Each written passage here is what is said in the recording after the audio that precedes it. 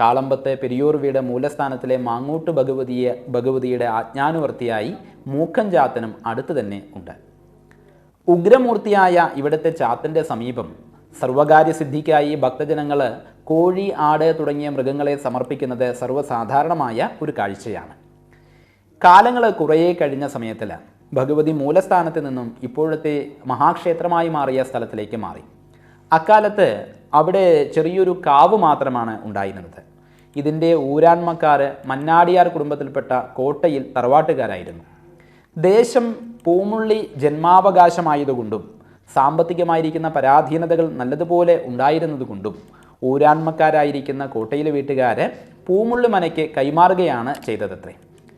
മനയുടെ കൈവശം ഈ കാവ് വന്നതോടുകൂടി ഈ ചെറിയ കാവ് വലിയ മഹാക്ഷേത്രമായി പരിണമിച്ചു.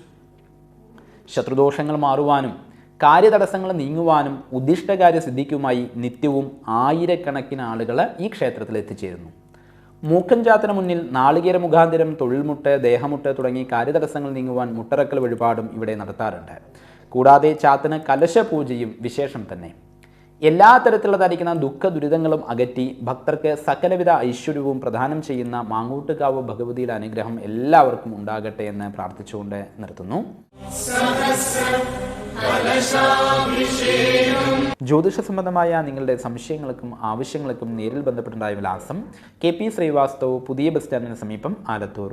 Phone number 9447 320192.